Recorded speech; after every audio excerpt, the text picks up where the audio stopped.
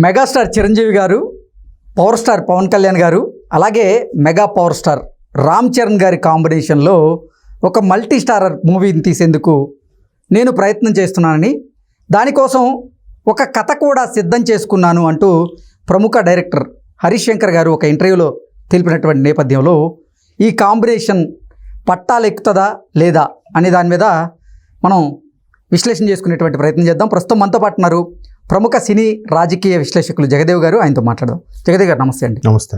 చిరంజీవి గారు, పవన్ కళ్యాణ్ గారు, అలాగే రామ్ చరణ్ గారి కాంబినేషన్లో ఒక మల్టీ స్టారర్ని తెరకెక్కించే ప్రయత్నం చేస్తున్నానంటూ హరీష్ శంకర్ గారు ఒక ఇంటర్వ్యూలో తెలిపారు. దానికోసం కథ కూడా సిద్ధం చేశాను అంటూ ఆయన తెలిపినటువంటి నేపథ్యంలో ఏంటి ఈ కాంబినేషన్ పట్టాలెక్కుతుందా అంటే ఏం చెప్తారు? పట్టాలెక్కడం చాలా కష్టతరమైన పని ప్రస్తుత పరిస్థితుల్లో.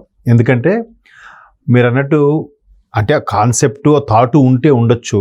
ఎందుకంటే గతంలో శంకర్ దాదా జిందాబాద్ లాంటి సినిమాలు చేసినప్పుడు అందులో శ్రీకాంత్ గారు, నాగబాబు గారు, తర్వాత ఒక సీన్లో ఒక పాటలో బన్నీ గారు అంటే గెస్ట్ రోల్లో కనపడడం వేరు.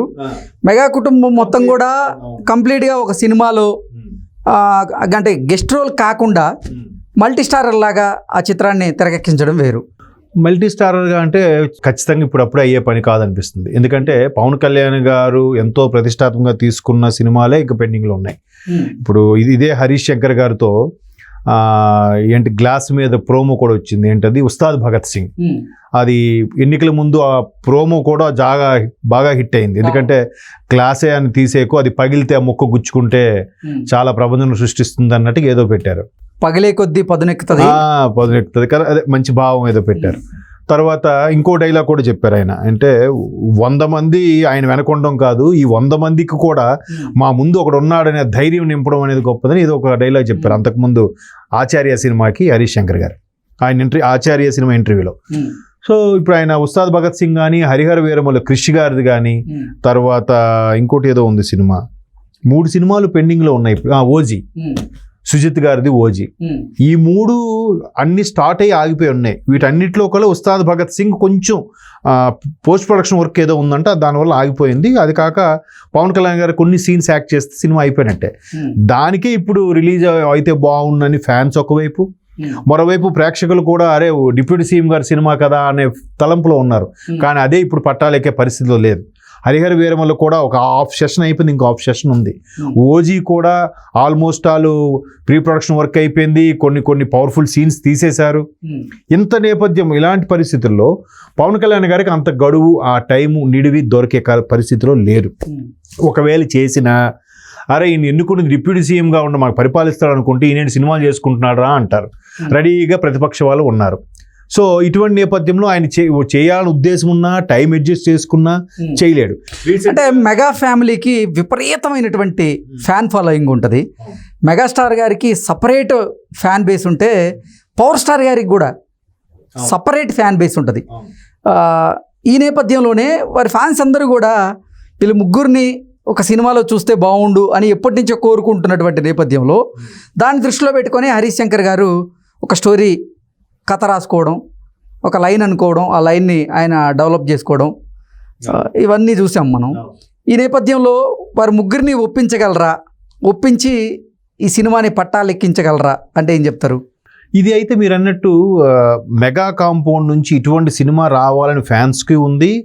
మెగా కాంపౌండ్లో కూడా ఇటువంటి చర్చలు వచ్చాయండి. ఎందుకంటే మనం ఒక 4-5 ఏళ్ళ కిందట చూస్తే మనం అనే సినిమా వచ్చింది అక్కినేని వారి ఫ్యామిలీ కోసం.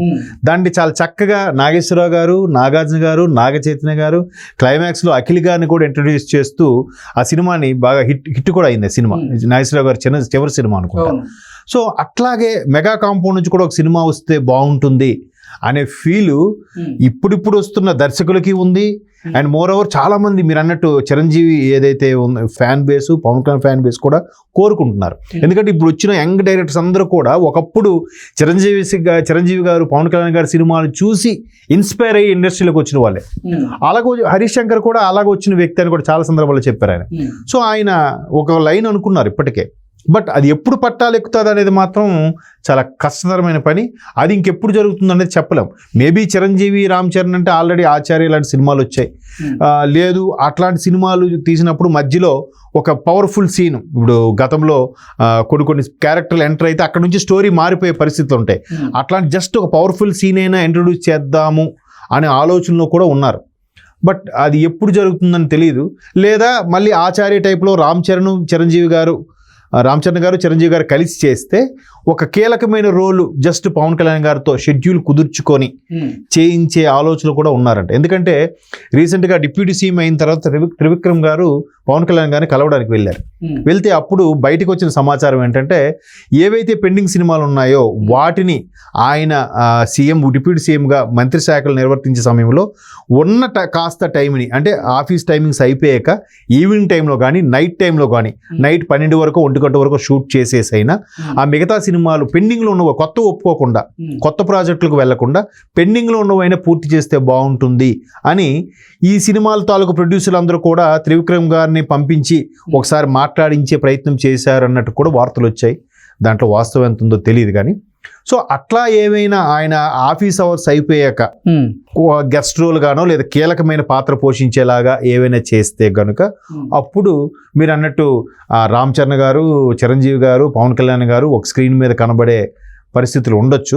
బట్ దానికి చాలా టైం పట్టేస్తుంది. ఇప్పుడు సినిమా కూడా చూసారా మీరు, ఏ సినిమా తీసుకున్నా 3 నెలల్లో పూర్తయ్యే పరిస్థితి లేదు. అది ఎవరిదైనా, ఖాళీగా ఉండేవాళ్ళైనా బిజీగా ఉండేవాళ్ళైనా ఒక్కొక్క సినిమా సంవత్సరం పట్టేస్తుంది. ఏ జోనర్లో సినిమా తెరకెక్కించాలని హరీష్ శంకర్ ప్రయత్నం చేస్తున్నారు?